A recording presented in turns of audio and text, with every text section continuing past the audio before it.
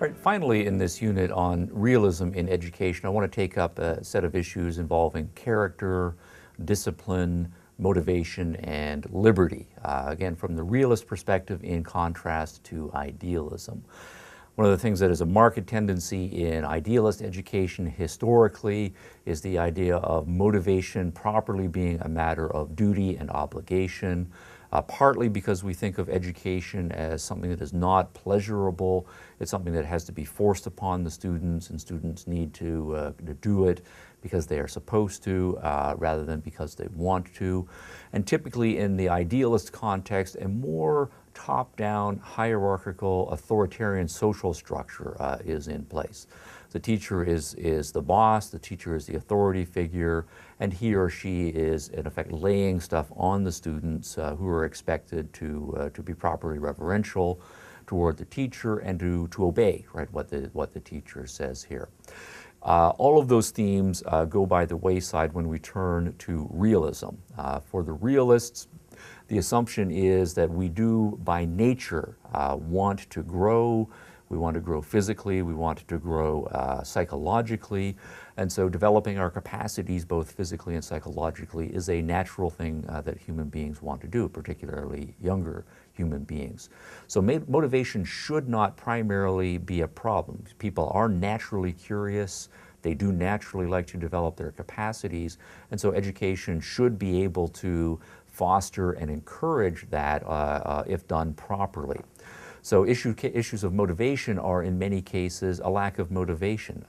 We might complain about a student who is 7 years old, not paying attention in class, not staying on task, and we then might be tempted to lay down the law on this student and use more forceful methods to make him pay attention and so forth.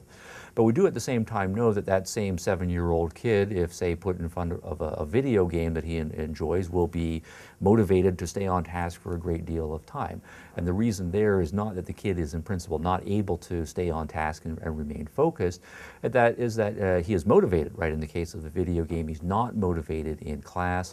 And so our job here is motivation. If we get the child motivated, all of the discipline issues take care of themselves. He's not a bad kid, he's an unmotivated kid. And motivation issues then are primarily a matter of seeing the value of something.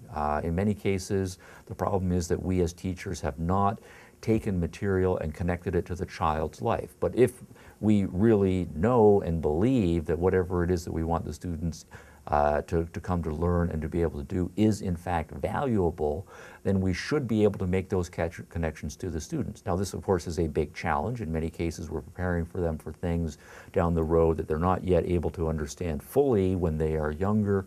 But then if that's the case, we should be only introducing the things at a level that they're able to understand and see the value. Certain amount of their trust that, yeah, perhaps down the road there's a value here, and so they might give us a blank check to some extent, but we should be able to make good on that check fairly quickly. Make the value connections for the students at a level the student can make.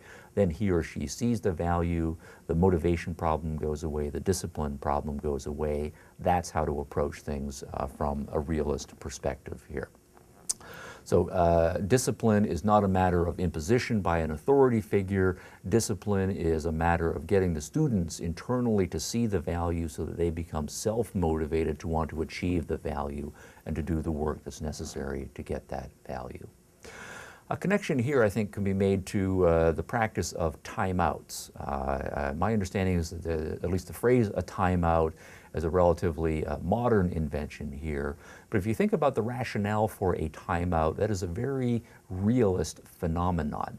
You have a child who is not behaving well in class, and so you say, or a kid who's at home who's acting up, you say, all right, time out, and you put the kid in a quiet spot, and you say, all right, you just have to stay here, and you can't do anything for a certain amount of time. Well, what's the presupposition of that?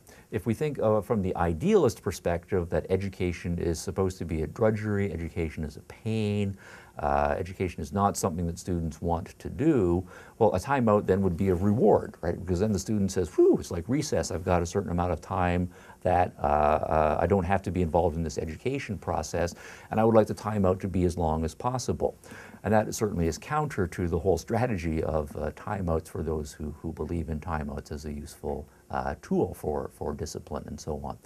The rationale for a timeout is the idea that the student will, in a timeout, become bored. And boredom is not something that we find pleasurable. Then the student, having calmed down, will say, no, I really do want to be involved in the classroom activities. I really do want to be participating in the education process. And so the student then is able to reconnect, right, the value of the education. So that then is to say the presupposition of timeout as a disciplinary technique is that education is valuable, and we're using a timeout as a way to help the student keep that in the forefront of his or her mind so that he acts appropriately in order to achieve the value.